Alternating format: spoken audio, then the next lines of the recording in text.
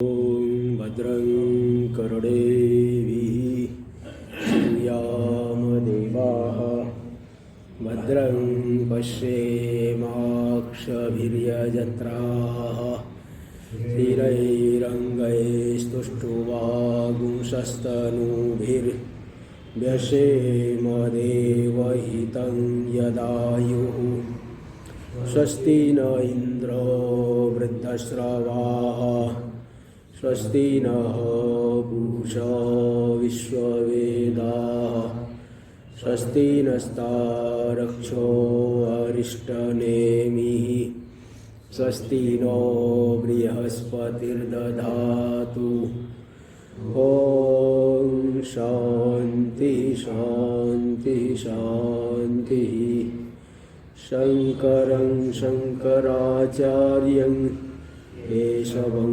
बादरायणं सूत्रभाष्य कृतौ वन्दे भगवन्तौ पुनः पुनः ईश्वरो गुरुरात्मेति मूर्तिभेदविभागिने व्योमवद्व्याप्तदेहाय दक्षिणामूर्तये नमः।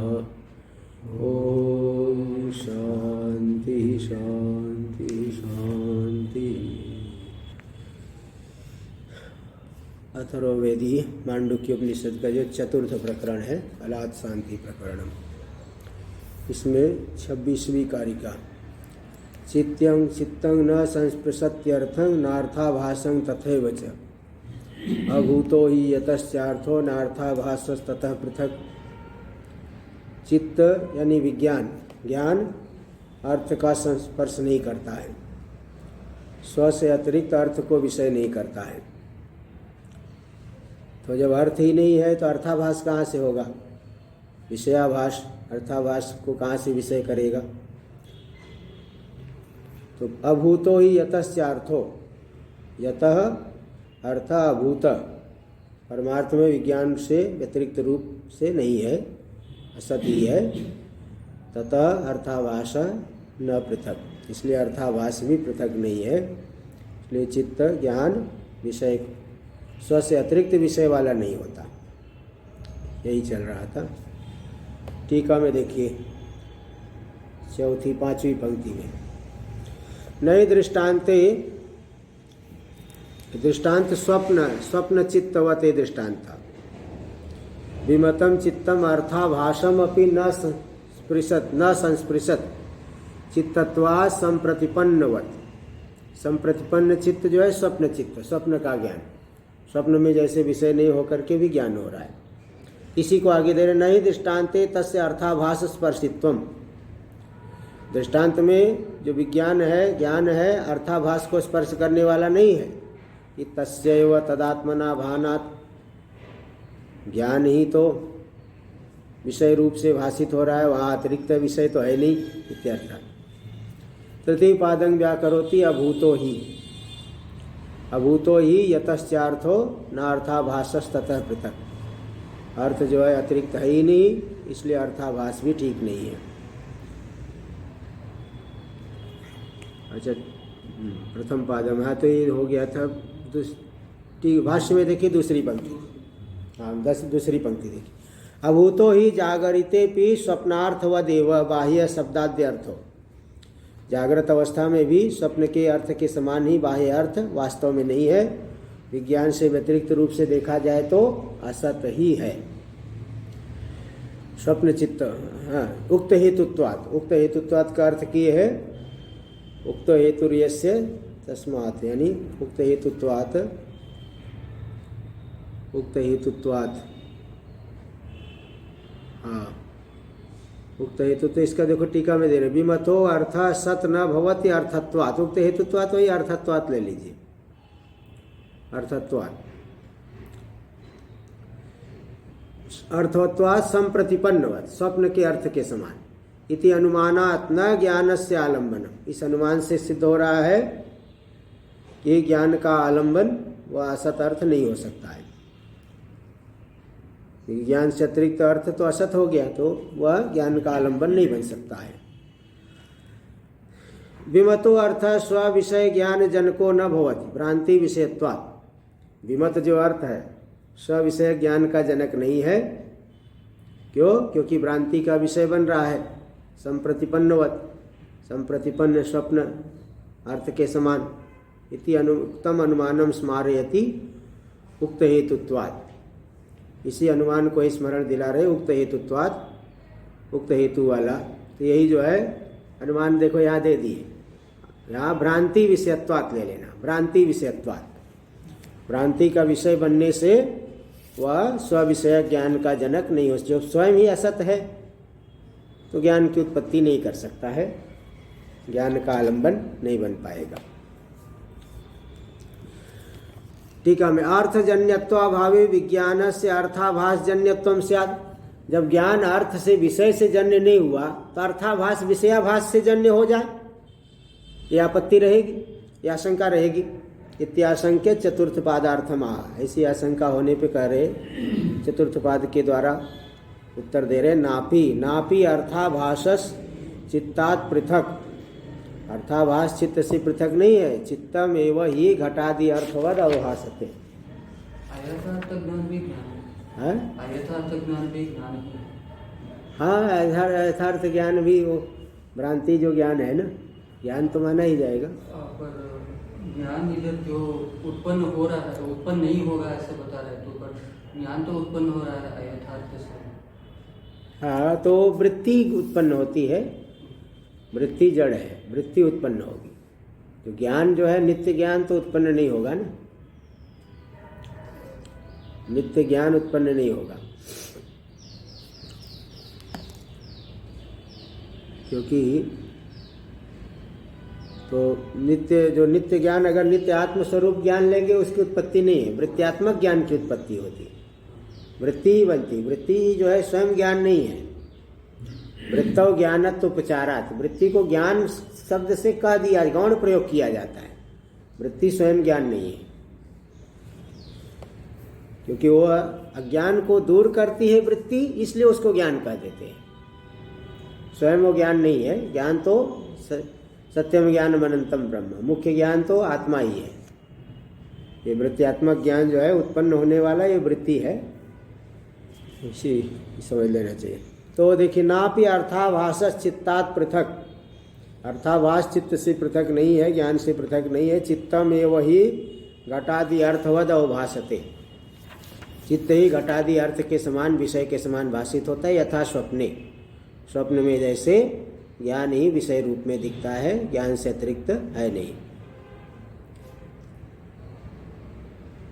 तो इस तरह से श्लोक हुआ। आगे देखिए, ज्ञानस्य सालंबनत्वा भावे तस्य तथात्व प्रथा भ्रांतिर्भवेत्। ज्ञान अगर सालंबन नहीं है, घटपट उसका विषय नहीं बनेगा, आलंबन नहीं बनेगा, तब तो उसमें जो तथात्व प्रथा सविषयक जो सालंबनत्व का जो ज्ञान हो रहा है, सविषयक ज्ञान हो रहा हो तो भ्रांति हो जाएगी। तद अभाववती तत्प्रकार को अनुभव, वह है नहीं तो भी उसका उस प्रकार का ज्ञान हो रहा है उसमें। भ्रांति च भ्रांति प्रतियोगिनी, और भ्रांति क्या होती है? अभ्रांति रूपी प्रतियोगी वाली होती है। अभ्रांति रूपी प्रतियोगी वाली होती है। यथार्थ ज्ञान से संस्कार पड़ता है, फिर उससे भ्रांति होती है। इति अन्यथा ख्यातिम आशंक, इसलिए अन्यथा ख्याति, वेदांती अनिर्वचनीय ख्याति मानते हैं। ये अन्यथा ख्याति की आपत्ति होगी। देखो यहाँ 7 नंबर टिप्पणी में दे दिए है, अभ्रांति प्रतियोगिनी इति, यानी प्रमा निरूपिता। भ्रांति से अभ्रांति प्रतियोगिनी, अभ्रांति से निरूपित होती, प्रमा से निरूपित होती है भ्रांति, यानी प्रमाजन्य संस्कार जन्य दे दिए टिप्पणी में। यथार्थ ज्ञान से संस्कार हुआ, उस संस्कार से जन्य होती है भ्रांति, इसलिए अन्यथा ख्याति हो गई है। तो 8 नंबर टिप्पणी में स्मृति रूप अन्यथा ख्याति, वो तो स्मरण रूपी अन्यथा ख्याति हो गई। तो इसलिए वो जैसे संस्कार से जन्य तो स्मरण होता है ना, भ्रांति से भ्रांति इति स्मृति रूप इति भ्रांति से अभ्रांति प्रतियोगिनी इति अन्यथा ख्याति, इसलिए अन्यथा ख्याति नैयायिक लोग मानते हैं और भट्ट मानते हैं। तो क्या कहते हैं ना कि जैसे इदम रजतम में जो ज्ञान है, इदम अंश में तो प्रत्यक्ष हो रहा है और रजत अंश में स्मरणात्मक ज्ञान है। हटस्थ रजत की का भान यहाँ हो रहा है। वो ज्ञान लक्षणा सन्निकर्ष से, हाँ, तो उसमें इदम अंश में जो है वो दो ज्ञान मान लेते हैं।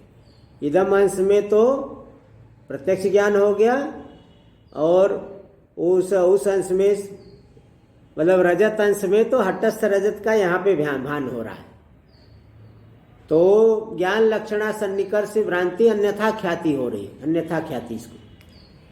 तो यही यहाँ कर रहे देखो, इसलिए टिप्पणी में दे दिए अन्यथा ख्याति मतलब स्मृति रूप अन्यथा ख्याति। संस्कार से जन्य हो रहा है, प्रमा के संस्कार से जन्य हो रहा है, इसलिए वो स्मृति रूपी अन्यथा ख्याति होगी। उसकी आशंका करके उत्तर दे रहे हैं कि आशंक्या ख्यातिम आशंक्या निमित्तमिति।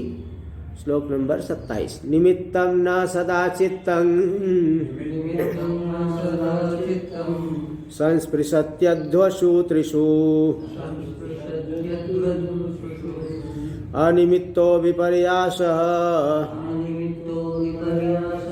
कथं तस्य भविष्यति। निमित्तं न सदा चित्तं अनिमित्तो कथं तस्य भविष्यति। निमित्तम न सदा चित्तम संस्पृशत्यध्वसु त्रिषु। ये जो हमारा चित्त यानी ज्ञान, निमित्त यानी विषय को कभी संस्पर्श है करता ही नहीं है तीनों ही कालों में, अतीत वर्तमान भविष्यत, तीनों ही कालों में चित्त कभी भी विषय को स्पर्श करता ही नहीं, क्योंकि विषय है ही नहीं। तो जब विषय है ही नहीं तो अनिमित्तो विपर्यास कथम तस्य भविष्यति। बिना निमित्त के विपर्यास, ज्ञानजन्य संस्कार, विषय है ही नहीं, तो विषय है ही नहीं तो अनुभव नहीं हुआ, तो ज्ञानजन्य संस्कार ही नहीं होगा, तो भ्रांति कैसे होगी, स्मरणात्मक भ्रांति कैसे होगी, स्मरण होगा ही नहीं। अनिमित्तो विपर्यास कथम तस्य भविष्यति। बिना निमित्त के विपर्यास कहाँ से होगा, ये बताओ, संभव ही नहीं है। तो विषय नहीं होने पर भी घट के समान भाषित हो रहा है, घटाकार, उसमें सविषयत्व का भान हो रहा है, यही अविद्या है। अविद्या से ही, स्वभाव से ही ज्ञान में घटादि विषय का भान हो रहा है, वास्तव में विषय है नहीं। इसी को स्पष्ट करेंगे और टीका और भाष्य में। टीका में देख लीजिए, कालत्रयेपि ज्ञानस्य वस्तुतो अर्थ स्पर्शित्वा भावे तद्वासना भाव। तीनों कालों में जब ज्ञान वस्तु को वास्तव में अर्थ को स्पर्श नहीं करेगा, विषय को स्पर्श नहीं करेगा, सविषय होगा ही नहीं, तो उसकी वासना ही नहीं बनेगी। अर्थ ज्ञान में जब अर्थ का संस्पर्श हुआ ही नहीं तो उसकी वासना ही नहीं बनी, संस्कार ही नहीं बनेगा। इसलिए तज्जन्यता जन्या नान्यथा ख्याति सिद्ध्यति। उससे जन्य अन्यथा ख्याति यानी स्मृति स्मरण सिद्धि नहीं हो पाएगा। फिर बोले भ्रांति कैसे होगी, फिर भ्रांति होगी कैसे फिर। भ्रांतिस्तु विधांतरेणापि भविष्यति। पूर्व भ्रम से जन्य संस्कार से, अनादिकाल से भ्रम चल रहा है, उसी पूर्व भ्रम से जन्य संस्कार से ही वह भ्रांति हो जाएगी। इसलिए विषय की सिद्धि नहीं हो पा रही। त्या अनिमित्तो विपर्यास कथम तस्य भविष्यति। बिना निमित्त के ही विपर्यास कहाँ से होगा। तो बस कुल मिला के यही है कि ज्ञान में विषयाकारता है नहीं, तो भी स्वभाव से ही अविद्या से उसमें विषयाकारता भाषित होती है, यही मानना पड़ेगा। श्लोक व्यावर्त्याम आशंकाम दर्शयति। श्लोक के द्वारा जिस आशंका को दूर किया जाएगा, पहले उस आशंका को दिखा रहे। ननु ननु विपर्यासस् तर्हि असति घटादौ घटाद्याभासता चित्तस्य। जब घटादि विषय है ही नहीं तो ज्ञान में जो घटाद्याभासता मालूम पड़ रही है, घटादि रूप से ज्ञान का भान हो रहा है, वो तो विपर्यास हो गया, ब्रह्म रूप हो गया, इसमें ब्रह्म रूपता आ गई। तथा च सति अविपर्यास क्वचित वक्तव्य इति। तो जब भ्रांति हो रही है, विपर्यास हो रहा है, तो कहीं न कहीं तो यथार्थ होगा ही। सर्प भ्रांति हो रही है तो कहीं न कहीं तो यथार्थ सर्प होगा। जब विपर्यास हो रहा है तो कहीं न कहीं तो अविपर्यास वास्तव में वो मानना पड़ेगा विषय को। अनात्म गोचर प्रमा, घटपट आदि विषय प्रमा तो कहीं न कहीं माननी पड़ेगी। इस विषय में उत्तर दे रहे अत्र उच्यते। टीका में देख लीजिए। यदि घटादिर बाह्यो अर्थो न गृह्यते, घटादि जो बाह्य पदार्थ है उनका ग्रहण नहीं होता है, तरी तस्मिन् असत्येव तदा भासता ज्ञान से विपर्यास। घटादि पदार्थों के नहीं होने पर भी घटादि आकारता जो घटादि रूप से प्रतीयमानता है वो ज्ञान में विपर्यास आ गया। अतस्मिन् तद्बुद्धेश तथात्वात्, क्योंकि जो जैसा नहीं है उसमें वैसी बुद्धि होना।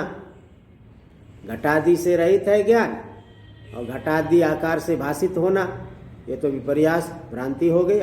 तद अभावती तत्प्रकार को अनुभव अयथार्थ ब्रह्म हो गया। विपर्यासे च स्वीकृते क्वचिदपि अविपर्यासो वक्तव्य। जब विपर्यास को आपने मान लिया, बाह्यार्थ नहीं है तो भी बाह्यार्थ का भान हो रहा है तो विपर्यास हो गया। और जब विपर्यास को स्वीकार कर लिया तो कहीं न कहीं अविपर्यास भी तो होना पड़ेगा, इसको कहना पड़ेगा। क्योंकि भ्रांतेर अभ्रांति पूर्वकत्वस्य अन्यथा ख्यातिवादी विरिष्टत्वात्। अन्यथा ख्यातिवादी नैयायिक और भट्ट लोग भ्रांति को अभ्रांति पूर्वक मानते हैं कि कहीं न कहीं यथार्थ ज्ञान हुआ है, यथार्थ ज्ञान से जनित संस्कार से भ्रांति होती। हट्टस्थ रजत को देखा है तभी जो है सुक्ति में रजत का ज्ञान हो रहा है, तो कहीं यह विपर्यास भी होगा, तब तो विषय की सिद्धि हो ही जाएगी। इत्यर्थ तत्र पूर्वार्ध योजनया परिहरत। तो पूर्वार्ध की योजना करके परिहार कर रहे हैं कि अत्र उच्यते। इस विषय में कहीं न कहीं प्रमा तो होगी। ये जो कहा गया इस विषय में उत्तर दिया जाता है। निमित्तम विषयम अतीतानागत वर्तमानाध्वसु। अतीत काल, भूतकाल, अनागत भविष्यत काल और वर्तमान, तीनों ही कालों में त्रिष्वपि सदा चित्तम न संस्पृशेदेव। कभी भी चित्त को स्पर्श करेगा ही नहीं विषय, विषय चित्त को कभी संस्पर्श करता ही नहीं। टीका में उक्तम एवं अर्थम उत्तरार्ध योजनया साधयति। इसी अर्थ को उत्तरार्ध की योजना करके अन्वय करके सिद्ध कर रहे हैं कि कभी भी अर्थ का संबंध नहीं होता है। क्या तो दे रहे हैं। यदि ही क्वचित संस्पृशेत सो अविपर्यास परमार्थता। यदि ज्ञान कहीं पे भी कभी भी घटपट आदि विषयों का संस्पर्श करता तब तो प्रमा हो जाती, प्रमा मान भी ली जाती, लेकिन ऐसा तो कहीं है नहीं। अतस्तद अपेक्षया असति घटे घटाभासता विपर्यास स्यात्। इसलिए उसकी अपेक्षा से, यानी एक कहीं न कहीं प्रमा हुई और प्रमा से जनित संस्कार से आगे भ्रांति हो जाएगी। अतस्तद अपेक्षा, तद अपेक्षा कर दे तत्संस्कार जन्यतया। कोई कहीं न कहीं प्रमा हुई, उस प्रमा जनित संस्कार से जन्य होकर के भ्रांति हो जाएगी। घटे घटा भासता विपर्यास स्यात्। असति घटे घट के नहीं होने पर भी घटा भासता जो ज्ञान में मालूम पड़ रही है वो विपर्यास हो जाता। न तो तदस्ति कदाचिदपि, किंतु ऐसा तो कहीं प्रमा तो है नहीं, परमार्थ में घटादि तो है नहीं, कहीं पे भी विषय का संस्पर्श ज्ञान के साथ होता नहीं है। चित्त से अर्थ संस्पर्शनम, चित्त का अर्थ के साथ संस्पर्श संबंध कहीं होता ही नहीं है।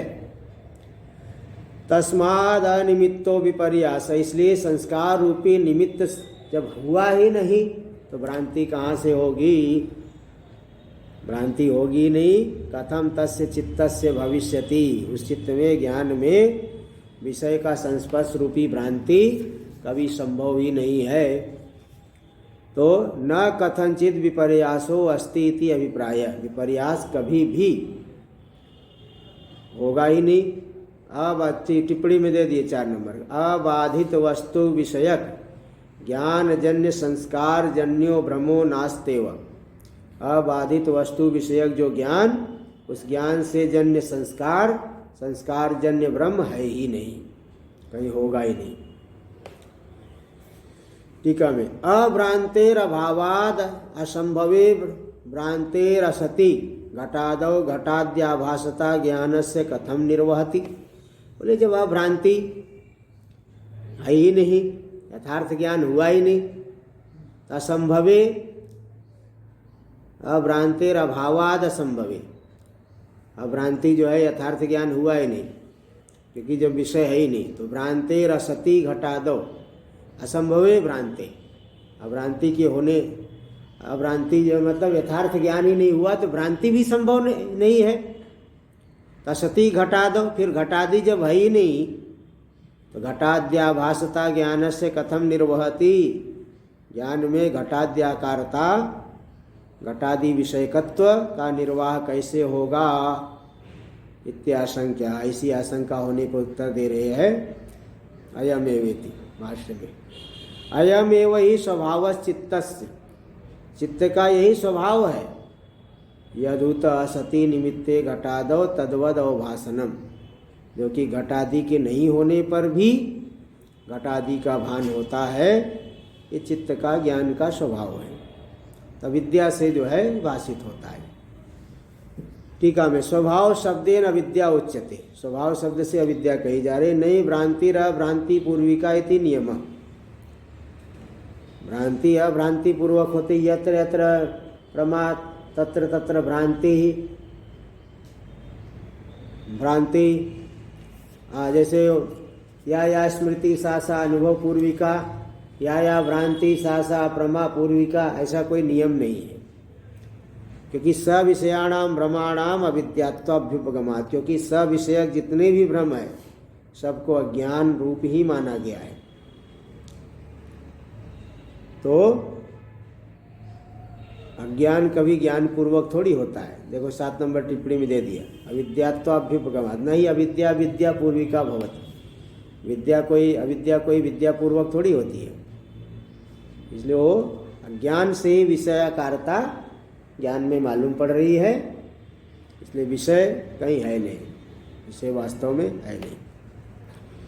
इस तरह से विज्ञानवादी ने ये जो खंडन कर रहा था ना, विज्ञानवादी कर रहा था, ये जो उसने चर्चा किया है, ये सब विज्ञानवादी बाह्यार्थवादी का खंडन कर रहा है। अब विज्ञानवादी का अपवाद करेगा सिद्धांतिक।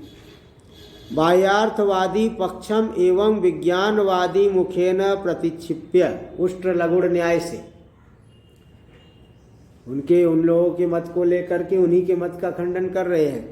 तो बाह्यार्थवादी पक्ष को इस तरह से विज्ञानवादी के माध्यम से निषेध करके, विज्ञानवादमितानिम अपवदति, अब विज्ञानवाद का भी अपवाद कर रहे हैं।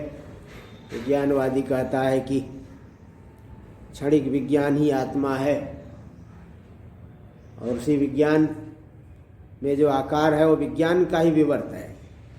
उस विज्ञानवाद को क्षणिक विज्ञानवाद का अपवाद कर रहे हैं। तस्मादिति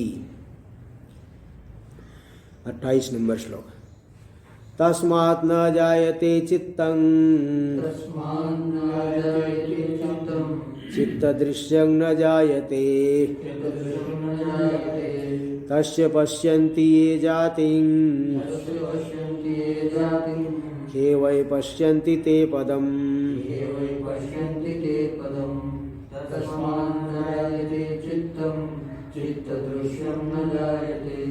तस्य पश्यन्ति ये जातिं खे वै पश्यन्ति ते पदम्। तस्मात् न जायते चित्तम, इसलिए जो चित्त विज्ञान है, क्षणिक विज्ञान, वो उत्पन्न हो नहीं सकता है। प्रतिक्षण उत्पत्ति नाश जो मानते हो वो ठीक नहीं है। विज्ञान की उत्पत्ति हो ही नहीं सकती। और चित्त दृश्यम न जायते, और चित्त का जो दृश्य है वह भी उत्पन्न नहीं होता। यहाँ दृष्टांत ले लेना, यथा चित्त दृश्यम न जायते तथा तस्मात् चित्तम न जायते। जिस प्रकार से चित्त का दृश्य घटपट आदि उत्पन्न नहीं होता, उसी तरह से उन विषयों से विज्ञान भी उत्पन्न नहीं होता। तो जैसे चित्त का दृश्य घटपट आदि उत्पन्न नहीं हुआ, वैसे ही ज्ञान की भी उत्पत्ति नहीं होगी। ये दृष्टांत दाष्टान्तिक भाव। तस्य पश्यन्ति ये जातिम, ऐसा होने पर भी जो विज्ञानवादी लोग चित्त ज्ञान की उत्पत्ति को मानते हैं, खे वै पश्यन्ति ते पदम, वे लोग तो आकाश में पद के चिन्ह ढूंढना चाहते हैं। पद के चिन्ह से जैसे पशु आदि को ढूंढ लिया जाता है लोक में। पशु जंगल में गया है, जंगल में से बहुत से पशु पहले रखते थे। ऐसा थोड़ी कि हम लोग जैसे 3 गाय 2 गाय रखे तो 2 ही रखते हैं सब लोग। गाँव में किसान लोग तो 600 सैकड़ों गाय रखते हैं। बकरी पालने वाले सैकड़ों हजारों की संख्या में बकरी पालते हैं। तो जंगल में चराने के लिए ले गए, चरा के शाम को लाए, लाने पे देखे कि अरे एक बकरी तो नहीं है। उनको मालूम पड़ जाता है कौन सी बकरी नहीं। 100-200 हो चाहे कुछ में भी हो, उन्हें पता चल जाता है, क्योंकि दिन भर उसी बकरियों में ही तो रहते हैं। देख नज़र दौड़ाए, अरे वहाँ वाली नहीं, कोने वाली नहीं दिख रही है। फिर जाएंगे जंगल, पद के चिन्ह ढूंढते ढूंढते पहुँच जाते हैं। तो जैसे भूमि पर पद का चिन्ह होता है, किंतु आकाश में पद के चिन्ह के माध्यम से आप पता नहीं लगा सकते। तो जैसे आकाश में पद का चिन्ह नहीं होता, ठीक इसी तरह से और चित्त की उत्पत्ति होती ही नहीं है। और उसकी उत्पत्ति को आप देख रहे, न तो विषय है और न क्षणिक विज्ञान, दोनों की उत्पत्ति नहीं हो सकती है। चित्त दृश्य भी उत्पन्न नहीं होता है, ज्ञान भी उत्पन्न नहीं होता है। तो भी जो लोग उसकी उत्पत्ति को, जाति को देखते हैं, मानते हैं, वे तो वैसा ही है कि आकाश में पद चिन्ह ढूंढ रहे हैं। किसी का पता लगाने के लिए पद चिन्ह के माध्यम से खोजते हैं, तो ऐसा वो आकाश में पक्षी आदि के चिन्ह को ढूंढ रहे हैं, अथवा जल में मछलियों के पद चिन्ह ढूंढ रहे हैं। वो होता नहीं, मिलेगा नहीं।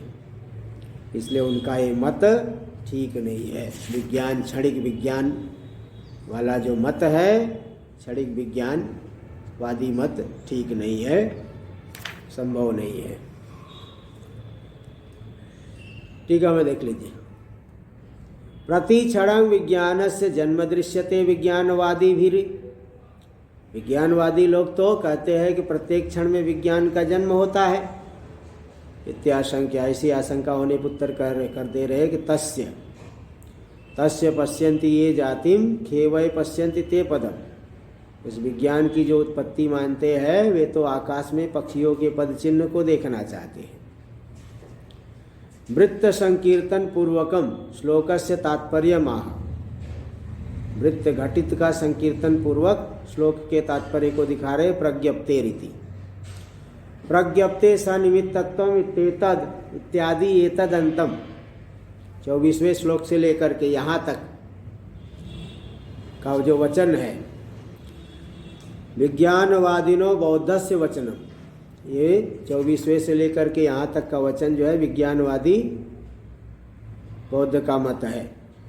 बाह्यार्थवादी पक्ष प्रतिषेध परम, बाह्यार्थवादी पक्ष के निषेध में तात्पर्य वाला, सौत्रांतिक वैभाषिक मत का निषेध करने के लिए विज्ञानवादी ने इन सब बातों को उन्हीं 24वें से लेकर के यहाँ तक के श्लोकों में कहा है। 4 श्लोकों में विज्ञानवादी ने कहा, उसका खंडन यहाँ पे किए। प्रतिषेध परम आचार्येण अनुमोदितम, आचार्य ने उनका अनुमोदन किया। गौड़पादाचार्य जी ने विज्ञानवादी की बात का समर्थन किया। बिल्कुल ठीक कह रहे हो, बाह्यार्थवाद हो ही नहीं सकता है। टीका में वृत्त संकीर्तन पुस्तक प्रज्ञप्ति तो हो गया। तच्च बाह्यार्थवादिनो बाह्यो अर्थो विज्ञानवद अस्ति। तो बाह्यार्थवादी का ये जो मत है विज्ञान के समान बाह्य अर्थ भी है इति, ऐसा जो उनका पक्ष है इति पक्ष प्रतिषेध मुखेन प्रवृत्तम, उस पक्ष का निषेध करके प्रवृत्त हुआ विज्ञानवाद। तत्पुनराचार्येण भवति एवं, और उस विज्ञानवाद को आचार्य ने अनुमति दे दी। भवति एवं, बिल्कुल ठीक कह रहे हो। उन्होंने जो निषेध किया तो मतलब क्या, विज्ञानवादी ने बाह्यार्थवादी के पक्ष का प्रतिषेध करके ये प्रवृत्त हुआ। हाँ, प्रतिषेध मुखेन प्रवृत्तम तत्पुनराचार्येण भवत एवं इति अनुज्ञातम। वो तो जो बाह्यार्थवाद का दूषण है ना, विज्ञानवाद को अनुमति नहीं दिए, बाह्यार्थवाद में जो दोष दिखाए उसको इन्होंने अनुमति दे दी कि ठीक है, ऐसा ही है, बाह्यार्थवाद नहीं हो सकता है। अनुज्ञातं बाह्यार्थवाद दूषणस्य स्वमतेपि सम्मतत्वात्, क्योंकि बाह्यार्थवाद में जो दोष है वो तो हम अपने मत में भी सम्मत है, इसीलिए विज्ञानवादी के मुख से कहलवा करके उसको उन्होंने अनुज्ञा दे दी, अनुमति प्रदान कर दी, स्वीकार कर लिया। इत्याह बाह्यार्थे इति, इसी बात को बाह्यार्थवाद प्रतिक्षेप पक्ष प्रतिषेध परम, बाह्यार्थवाद पक्ष प्रतिषेध परक है वो 4 श्लोक। बाह्यार्थवाद दूषणानुमोदन प्रयोजनम आह, बाह्यार्थवाद में दोष देने का क्या प्रयोजन है, अब प्रयोजन को बता रहे हैं। तदेव हेतुम कृत्वा तत्पक्ष प्रतिषेधाय तदिदम उच्यते, उसी के हेतु बना करके, उसी को हेतु बना करके कि भाई जब दृश्य की उत्पत्ति नहीं होगी तो ज्ञान की भी तो उत्पत्ति नहीं होगी, तो उसी को हेतु बना करके उष्ट लघुण न्याय से तत्पक्ष प्रतिषेध आया। विज्ञानवाद का प्रतिषेध करने के लिए तदिदम उच्यते, इसी को कहा जा रहा है। तस्माद इत्यादि, तस्मात् न जायते चित्तम, इसलिए चित्त यानी क्षणिक विज्ञान भी उत्पन्न नहीं होगा। टीका में देख लीजिए। असत्येव घटादौ घटाद्याभासत्वं विज्ञानस्य यदुक्तम, घटादि के नहीं होने पर भी घटाद्याभासता घटाद्याकारता विज्ञान में मालूम पड़ती है, ये जो कहा गया। तदेव हेतुत्वेन उपादाय, उसी के हेतु रूप से लेकर के, इसमें देखो अनुमान दे रहे 8 नंबर टिप्पणी में। तथा च अयं प्रयोगो विज्ञानस्य जन्माद्याभासत्वं विषयानपेक्षम आभासतात्वात् घटाद्याभासत्ववत्, विज्ञान में जन्मादि की आभासता है, जन्मादि जो मालूम पड़ रहा है विषय की अपेक्षा नहीं, विषय की अपेक्षा से रहित है। आभासतात्वात्, आभासता होने से, घटादि आभासत्ववत्, घटादि आभासता के समान, विषय की अपेक्षा से नहीं है जन्माद्याभासत्व। तो यहाँ पे नहीं दे रहे कि उसी के हेतु रूप से लेकर के, कि किसको हेतु रूप से लेकर के, विज्ञान में जो घटाद्याभासत्व आया, घटादि के नहीं होने पर भी घटाद्याभासता आ गई, इसी को हेतु बना करके विज्ञानवाद निषेधार्थम, विज्ञानवाद का निषेध करने के लिए बाह्यार्थ पक्ष दूषणम अनुमोदितम इत्यर्थ, बाह्यार्थ पक्ष में के दूषण का अनुमोदन किया है विज्ञानवाद के निषेध करने के लिए। ऐसा नहीं विज्ञानवाद को पुष्ट नहीं कर रहे, विज्ञानवाद को भी निषेध करना है। संप्रति विज्ञानवाद दूषणम अवतारयति। अब विज्ञानवाद के में दोष का अवतरण कर रहे, आरंभ कर रहे। तदिदम उच्यते तस्माद इत्यादि। विज्ञानवाद में दोष को दिखा रहे तस्माद इत्यादि। तस्माद इत्यादि व्याचष्टे, तस्माद इत्यादि कहोगे तो कस्माद पूछेंगे, तब बोलना पड़ेगा यस्माद।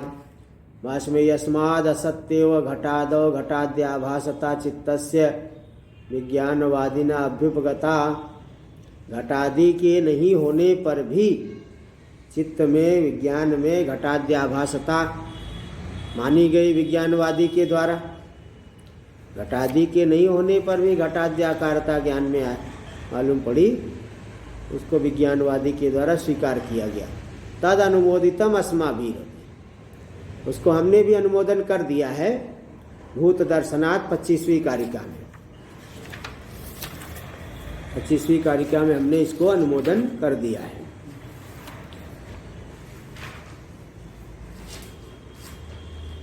तो तस्मात् तस्यापि चित्तस्य जायमानाव भासता। उसी तरह से चित्त में भी, तस्मात् मतलब चित्त से घटादि रूपत्वा रूप वस्तुआ भासत्वात्।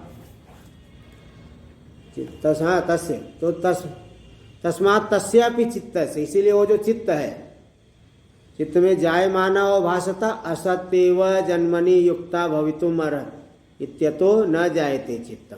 जैसे घटाद्याभासता घटादि के बिना ही हो गई, ऐसे जन्मादि के नहीं होने पर भी जायमाना व भासता चित्त में ज्ञान में मालूम पड़ रही है। इत्यतो, इसीलिए इस हेतु से ही न जायते चित्तम, चित्त की उत्पत्ति, ज्ञान की उत्पत्ति होती ही नहीं है। देखो 2 नंबर टिप्पणी में दे दिए, असद अवभासत्वेन विज्ञानवाद्य अभिमतस्यापि चित्तस्य। विज्ञानवादी के द्वारा अभिमत चित्त जो है, उसमें जो जन्मादि है वास्तव में नहीं है। जन्माद्य अवभासता, जन्म नहीं होने पर भी, जन्म के नहीं होने पर भी वो अवभाषित हो रही है। अतो न जायते चित्तम, चित्त इसीलिए उत्पन्न नहीं होता है। टीका में देख लीजिए, भूत दर्शनाद घटादेर मृदादि मात्रम। परमार्थ दर्शन से क्या मालूम पड़ेगा? घटादि का मृदादि मात्र ही भूत वस्तु तत्व है। और तस्यापि विज्ञप्ति मात्रम, वो जो मृदादि भी है वास्तविक स्वरूप घटादि का, वह भी विज्ञप्ति मात्र है, ज्ञान से अतिरिक्त नहीं है। विज्ञप्ति मात्रम तत्व तस्य शास्त्र तो दर्शना, शास्त्र के आधार पर इसका दर्शन होने से। शास्त्र क्या है? ब्रह्मविदम सर्वम, सर्वम खलविदम ब्रह्म, नेहना नास्ति किंचन इत्यादि शास्त्रों के आधार पर यही सिद्ध होता है कि प्रज्ञप्ति मात्र ही सबका वास्तविक स्वरूप है। द्वितीय पादम दृष्टांतत्वेन विभजते, द्वितीय पाद है दृष्टांत, इसलिए यहाँ जो चित्त दृश्यम न जायते दृष्टांत, यथा चित्त दृश्यम न जायते, वो दृष्टांत ले लेना। द्वितीय पाद को दृष्टांत रूप से विभाग कर रहे। यथा, यथा चित्त दृश्यम न जायते, चित्त का जो दृश्य है नीलपीत आदि, घटपट आदि, जैसे वह उत्पन्न नहीं होता। अतस्तस्य चित्तस्य जातिं, इसलिए विज्ञान की भी जो उत्पत्ति मानते हैं, पश्यन्ति विज्ञानवादिन, विज्ञानवादी लोग क्षणिकत्व, दुखित्व, शून्यत्व, अनात्मत्व आदि च, में क्षणिक, विज्ञान को क्षणिक मानते हैं, हर क्षण उत्पत्ति विनाश वाला। दुखित्व, दुखित्व आदि ये सब मानते हैं उसमें। शून्यत्व, माध्यमिक लोग शून्यत्व मानते हैं। अनात्मत्व आदि, अनात्मा, आत्मा कुछ है ही नहीं। शून्यवादी तो शून्य मान लिया ना, वो आत्मा कुछ है ही नहीं इत्यादि। ऐसा जो मानते हैं, तेनैव चित्तेन चित्त स्वरूपम द्रष्टुम अशक्यम, भाई उसी चित्त के द्वारा, उसी विज्ञान के द्वारा, विज्ञान, हाँ, उसको चित्त स्वरूप को जाना जा सकता है क्या? भाई चित्त का जन्म कैसे मालूम पड़ा? चित्त का जन्म है विज्ञान का जन्म, उसी के द्वारा उसी को जान पाओगे क्या? और वो आप एक क्षणिक उसी क्षण उत्पन्न हो, उसी क्षण विनष्ट हो रहा है, तो उसी चित्त के द्वारा उसी विज्ञान के स्वरूप का कैसे ज्ञान होगा बताओ? इसलिए चित्त स्वरूपम द्रष्टुम अशक्यम, नहीं जाना जा सकता है। तो भी जो ऐसा जानते हैं पश्यंतः, जो उसके जन्म आदि को जब देखते हैं, खे वै पश्यन्ति ते पदम पक्षादि नाम, वे तो बिल्कुल वैसी बात है आकाश में पक्षी आदि के पद चिन्ह को देखना चाहते हैं, जो कि पद चिन्ह दिखता नहीं आकाश में, तो भी वो लोग देखना चाहते हैं। टीका में देख लीजिए, विमतं विज्ञान जन्म न तात्विकम, विमत विरुद्धत्वेन मत, जो विज्ञान का जन्म तात्विक नहीं है, क्यों? दृश्यत्वात्, दृश्य होने से, नील पीतादिवत, यत्र यत्र दृश्यत्वम तत्र तत्र मिथ्यात्वम। तो नील पीतादि जैसे विज्ञान में आकार मिथ्या मानते हो आप, ऐसे विज्ञान का जन्म भी मिथ्या ही है इत्यर्थ। विपक्षे दोषम आह, अगर उसको जन्म को तात्विक मान लेंगे तो क्या दोष है? बोल रहे अतः,